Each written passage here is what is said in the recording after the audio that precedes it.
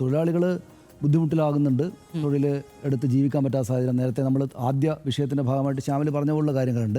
പക്ഷേ പോസിറ്റീവായിട്ടൊരു കാര്യം ശ്യാമിൽ എനിക്ക് തോന്നുന്നത്, വളരെ വ്യക്തിപരമായിട്ട് എനിക്ക് തോന്നുന്നത്, കേരളത്തിൽ മാത്രമല്ല രാജ്യത്തെമ്പാടും തന്നെയും ഈ ഒരു 25 വർഷം മുമ്പ് ഞങ്ങളൊക്കെ നമ്മളെ കുട്ടികളായിരുന്ന കാലത്ത് ഉണ്ടായിരുന്നത് പോലെ അത്രക്ക് വലുതായിട്ട് സമരങ്ങളാകെ കുഴപ്പമാണ്, തൊഴിലാളികളാകെ പ്രശ്നക്കാരാണ് എന്നൊരു ധാരണ കേരളത്തിലും മറ്റു പല സ്ഥലങ്ങളിലും ഇപ്പോൾ അതുപോലെ ശക്തമായിട്ടില്ല. അതിൽ പ്രധാനപ്പെട്ട ഒരു കാര്യം, അക്കാലങ്ങളിൽ തൊഴിലാളി സംഘടനകളൊക്കെ വളരെ ശക്തമായിരുന്നു.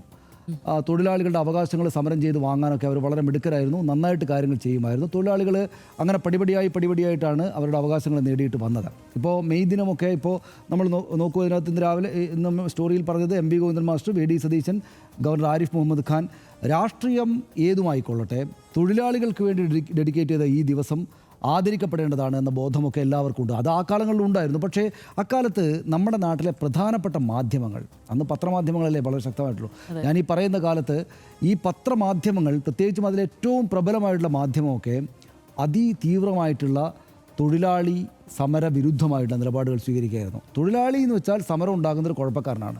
മുണ്ടും മാടിക്കെട്ടി ഇങ്ങനെ നിൽക്കുന്ന, വെറുതെ കട്ട മീശയും വെച്ചിട്ട് ഇവിടെ ചെന്നിട്ട് കുഴപ്പമുണ്ടാകും, പണിയെടുക്കാതെ ഇങ്ങനെ നിൽക്കുന്ന ഒരാൾ എന്നതായിരുന്നു ആ ചിത്രം. അവർ കാർട്ടൂൺ വരക്കുന്ന ആ കാലങ്ങളിലെ മാധ്യമങ്ങളിൽ വരുന്ന കാർട്ടൂണുകളിലൊക്കെ അങ്ങനെയായിരുന്നു. മുണ്ട എന്ന മട്ടിലാണ് അവർ തന്നെയും സമരം നടത്താനാണ് വരുന്നത്, സമരം നടത്തി ആകെപ്പാടെ കുഴപ്പമുണ്ടാക്കും എന്നതായിരുന്നു ആ കാലത്ത് 25 വർഷങ്ങൾക്ക് മുമ്പുള്ള പ്രബലമായിട്ടുള്ള ബോധം.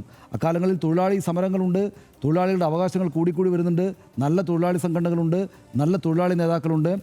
നമ്മുടെ നാട്ടിലെ പ്രബലമായിട്ടുള്ള അപ്പുറത്തും മാറി ഭരിക്കുന്ന രാഷ്ട്രീയ പാർട്ടികൾക്കകത്തുള്ള നേതാക്കൾക്കെല്ലാം തൊഴിലാളി സമരങ്ങളോടും തൊഴിലാളികളോടും ഒക്കെ നല്ല ബഹുമാനത്തോടെയുള്ള നിലപാടുണ്ട്. പക്ഷേ ഈ നാട്ടിൽ ഈ നിലപാട് സ്വീകരിപ്പിക്കാൻ എടുക്കുന്ന മാധ്യമങ്ങളിൽ, അതിൽ ചില മാധ്യമങ്ങളിൽ അതിതീവ്രമായിട്ടുള്ള തൊഴിലാളി സമരവിരുദ്ധ നിലപാടുണ്ടായിരുന്നു. അത് അപ്പാടെ ആ കാലത്തിൻ്റെ ഒരു നരേറ്റീവിനെ ബാധിച്ചിരുന്നു. പക്ഷേ അതിൽ നിന്ന് മുക്തമായി. അത് നമ്മളെപ്പോലുള്ള മാധ്യമങ്ങളുടെ ഒരു ജനാധിപത്യവൽക്കരണം സംഭവിച്ചു. ഇപ്പോൾ എന്താ വെച്ചാൽ സോഷ്യൽ മീഡിയയിലൊക്കെ ആളുകൾ സ്വന്തം നിലയ്ക്ക് ഒരു മാധ്യമമാണ്. അപ്പോൾ ആളുകൾക്കെല്ലാം അവരവരുടെ കാര്യങ്ങൾ പറയാൻ പറ്റുന്നുണ്ട്.